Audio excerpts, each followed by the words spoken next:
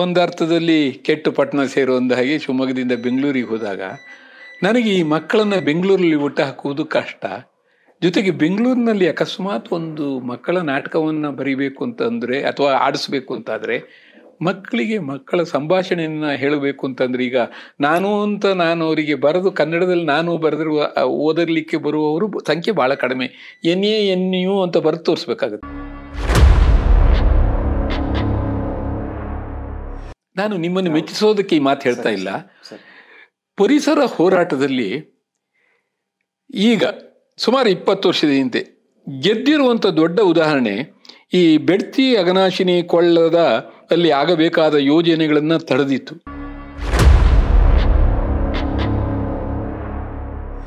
ನನಗೆ ಜೋಗ ಜಲಪಾತವನ್ನು ಪ್ರೀತಿಸ್ಬೇಕೋ ದ್ವೇಷಿಸ್ಬೇಕೋ ಇದುವರೆಗೂ ಗೊತ್ತಿಲ್ಲ ಅಂತ. ಅದನ್ನು ನೋಡಿದಾಗ ಅದು ನಮ್ಮನ್ನು ಒಂಥರ ಆಧ್ಯಾತ್ಮಿಕವಾಗಿ ಇಲ್ಲಿಂದ ಎಲ್ಲಿಗೋ ಕರ್ಕೊಂಡು ಹೋಗೋದ್ರಿಂದ. ನಮಸ್ಕಾರ.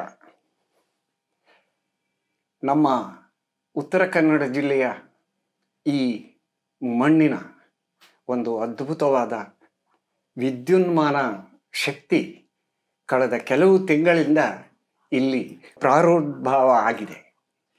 ಇಂತಹ ಒಂದು ಸುಸಂದರ್ಭದಲ್ಲಿ, ಅಂದರೆ ಜಿಲ್ಲಾ ಸಾಹಿತ್ಯ ಸಮ್ಮೇಳನದ ಸಂದರ್ಭದೊಳಗೆ ನಾವೆಲ್ಲ ವಿದ್ಯುನ್ಮಾನ ಸಂದರ್ಭಕ್ಕೆ ಅಣಿ ಆಗ್ತಾ ಇದ್ದೇವೆ. ಈ ಒಂದು ಅವಕಾಶವನ್ನು ವಿಶ್ವಂಭರ ನಮಗೆ ಒದಗಿಸ್ತಾ ಇದೆ. ಹಾಗಾಗಿ ಕನ್ನಡದ ಎಲ್ಲ ಕನ್ನಡ ಪ್ರೇಮಿಗಳನ್ನು ಈ ವಿದ್ಯುನ್ಮಾನ ಮಾಧ್ಯಮಕ್ಕೆ ಹೃತ್ಪೂರ್ವಕವಾಗಿ ನಾನು ಸ್ವಾಗತಿಸ್ತಾ ಒಂದು ಅಪೂರ್ವವಾದಂತಹ ಕ್ಷಣಕ್ಕೆ ತಮ್ಮನ್ನು ಕೊಂಡೊಯ್ಯಲಿಕ್ಕೆ ನಾನು ಸಿದ್ಧ ಆಗಿದ್ದೇನೆ. ಧರ್ಮಗಳ ಸಂವಹನಕ್ಕೆ ಧರ್ಮ ಗ್ರಂಥಗಳು ಬೇಕಿಲ್ಲ.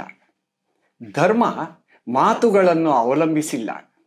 ಅದು ನಮ್ಮ ಆತ್ಮಕ್ಕೆ ನೇರ ಗುರಿ ಇಡುತ್ತದೆ. ನಮ್ಮ ಪ್ರಜ್ಞೆ ಅಂದರೆ ಯಾವುದು ಅಂದರೆ ನಮ್ಮ ಬುದ್ಧತ್ವ. ಇದೊಂದು ಜನ್ ಉದಾಹರಣೆ ಅಷ್ಟೇ.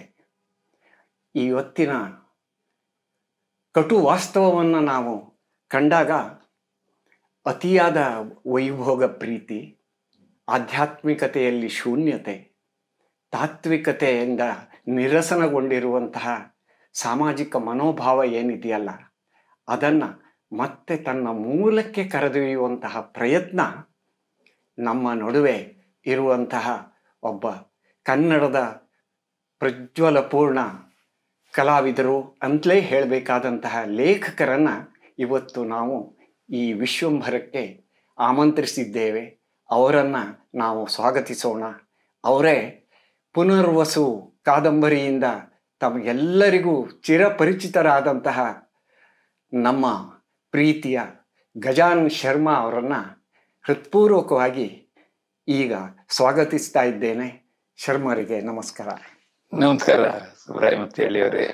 ವಿಶ್ವಂಭರ ಕಾರ್ಯಕ್ರಮಕ್ಕೆ ಬಂದಿದ್ದಕ್ಕೆ ನನಗೂ ಸಂತೋಷ ಆಗಿದೆ.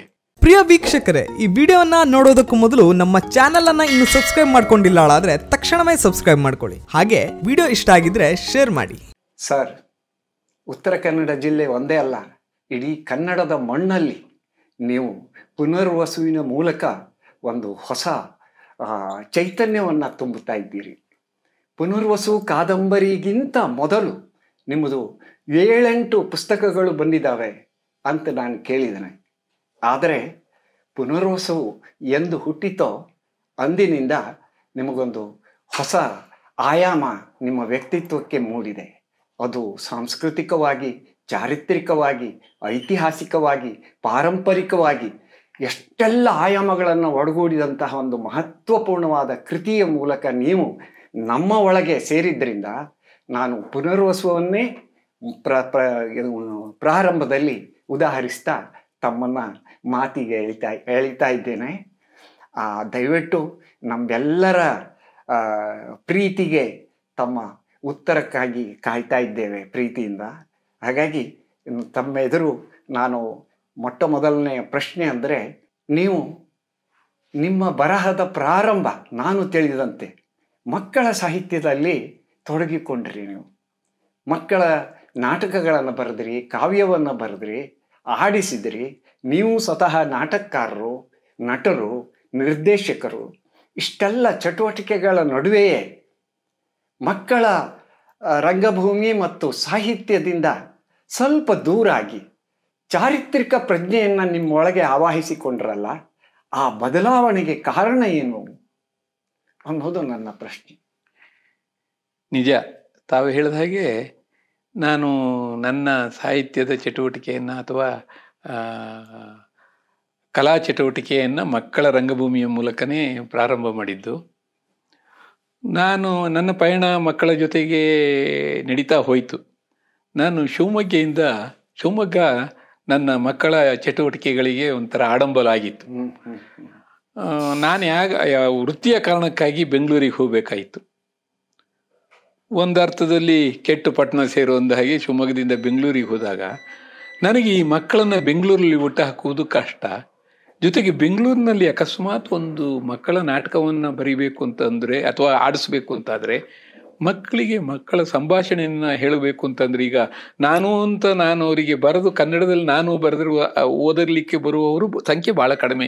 NA ಅಂತ ಬರೆದು ತೋರಿಸ್ಬೇಕಾಗತ್ತೆ. ಈ ಸಂದರ್ಭದಲ್ಲಿ ಕನ್ನಡದ ಮಕ್ಕಳನ್ನು ಅಲ್ಲಿ ಸೇರಿಸುವುದು ಕಷ್ಟ ಆಯಿತು ನನಗೆ. ಆದರೆ ನಮ್ಮ ಮನಸ್ಸು ಒಂದಿಷ್ಟು ಏನಾದರೂ ಚಟುವಟಿಕೆ ಮಾಡುವಂತಿತ್ತಲ್ಲ. ಅದರ ನಡುವೆ ನಾನು ಈ ಸರ್ ಎಂ ವಿಶ್ವೇಶ್ವರಯ್ಯನವ್ರ ಬಗ್ಗೆ, ಮಿರ್ಜಾ ಅವ್ರ ಬಗ್ಗೆ ಒಂದಿಷ್ಟೆಲ್ಲ ಪುಸ್ತಕಗಳನ್ನ ಅನುವಾದ ಮಾಡಿದೆ, ಎಲ್ಲ ಮಾಡಿದೆ. ಯಾವಾಗ ನಾನು ನನ್ನ ವೃತ್ತಿಯಿಂದ ನಿವೃತ್ತನಾದ್ನೋ ಆಗ ನನಗೆ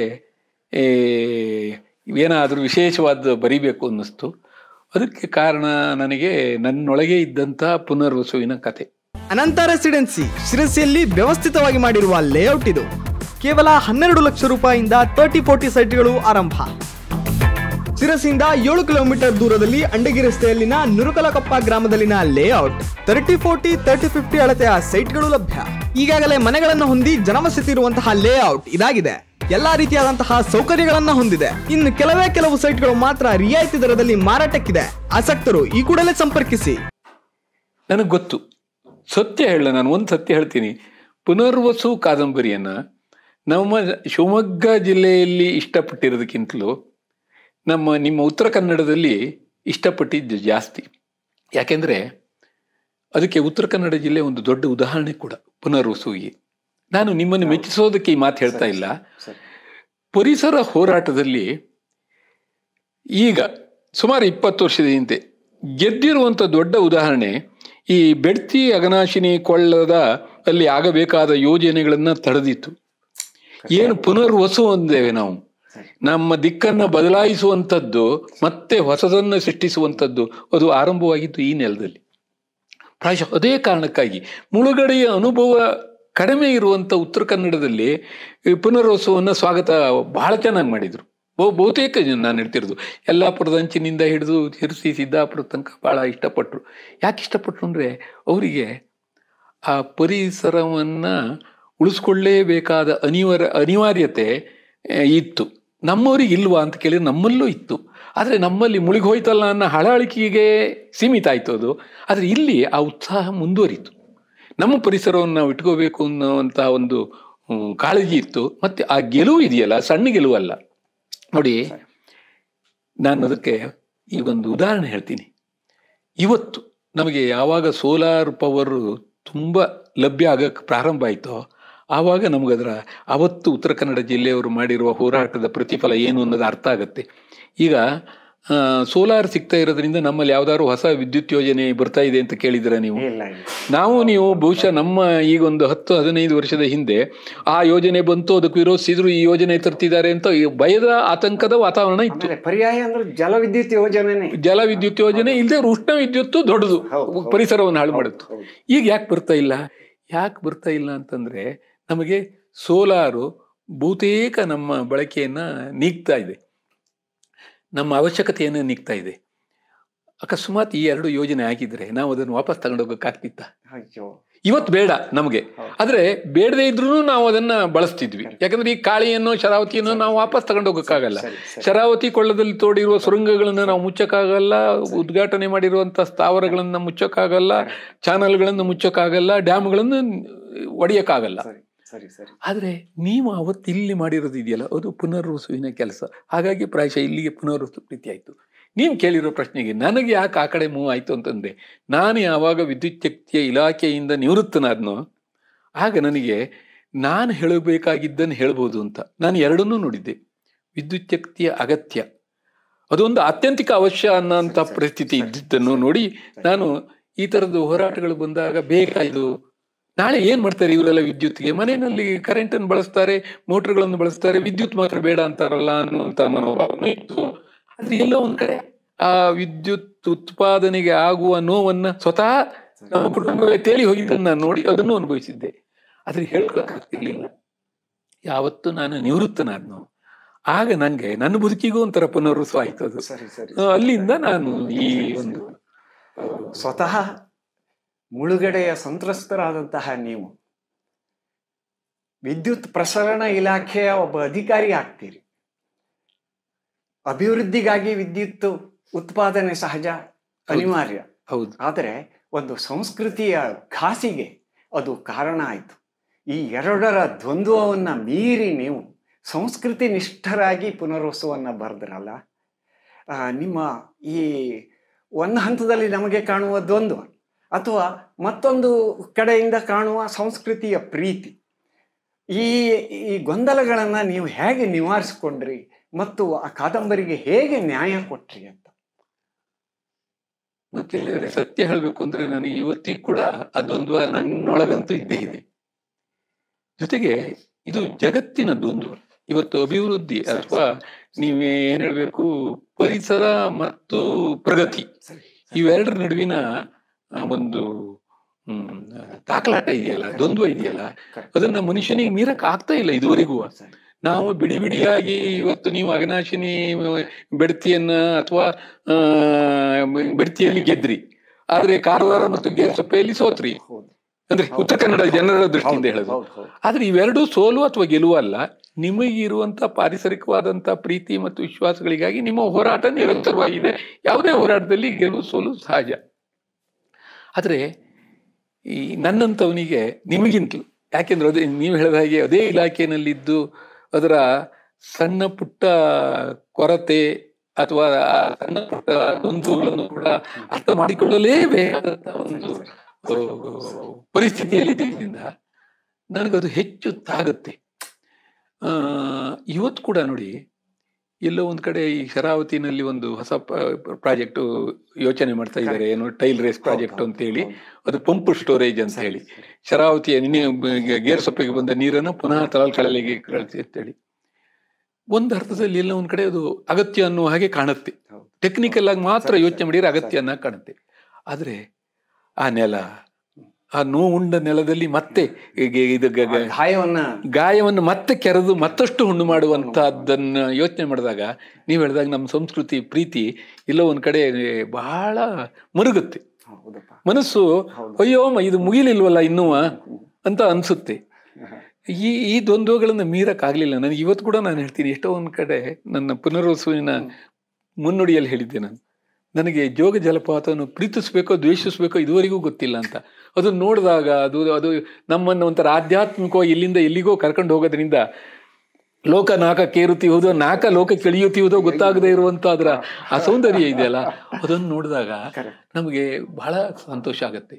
ಆದ್ರೆ ಇದೊಂದು ಈ ಎತ್ತರದ ಈ ಪಾತ ಇದೆಯಲ್ಲ, ಇದರಿಂದಾಗಿ ಎಲ್ಲ ಪರಿಸರ ಈ ಸ್ಥಿತಿ ಹೋಯ್ತಲ್ಲ ಅನ್ನುವ ಒಂದು ಪರಿತಾಪ ಕೂಡ ಇದೆ ಅದರಲ್ಲಿ. ಆಮೇಲೆ ನಮ್ಮ ಕನ್ನಡ ಜನತೆಗೆ ಒಂದೇ ಅಲ್ಲ, ಇಡೀ ಜೋಗ ಪ್ರವಾಸಿಗರು ಎಲ್ಲರಿಗೂ ನೀವು ಒಂದು ಹೊಸ ಪಾಠ ಕೊಟ್ಟಿದ್ದೀರ. ಆ ಜೋಗದ ಪ್ರತಿಯೊಂದು ಜಲಪಾತಕ್ಕೂ ಹೇಗೆ ಹೆಸರು ಬಂತು ಅನ್ನೋದು ಹೊಸದು ನಮಗೆಲ್ಲ.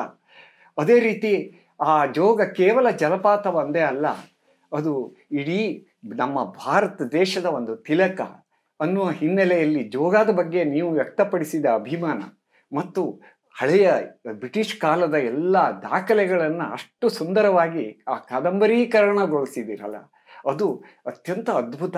ಮತ್ತು ಒಮ್ಮೆ ಓದಿದಂತಹ ಮನುಷ್ಯ ಮತ್ತೆ ಪುನರ್ವಸುವನ್ನು ಮರೆಯುವುದೇ ಇಲ್ಲ. ಅಷ್ಟರ ಮಟ್ಟಿಗೆ ಅದ್ಭುತವಾದ ಒಂದು ರಚನೆ, ಸೃಷ್ಟಿಕ್ರಿಯೆ ನಿಮ್ಮಿಂದ ಆಗಿದೆ. ಅದರಿಂದ ಜೋಗಕ್ಕೆ ಹೊಸ ಬೆಳಕು ಬಂದಿದೆ. ಜೋಗ ನಮಗೆಲ್ಲ ಬೆಳಕು ಕೊಡ್ತದೆ, ಆದರೆ ಜೋಗಕ್ಕೆ ನೀವೇ ಹೊಸ ಬೆಳಕು ಕೊಟ್ಟಂತಹ ಒಬ್ಬ ಪ್ರಯತ್ನಶೀಲ. ವೀಕ್ಷಕ ಮಹಾಪ್ರಭುಗಳೇ, ನಮ್ಮ ಚಾನಲ್ ಅನ್ನು ಸಬ್ಸ್ಕ್ರೈಬ್ ಮಾಡಿ, ಶೇರ್ ಮಾಡಿ, ಪ್ರೋತ್ಸಾಹಿಸಿ.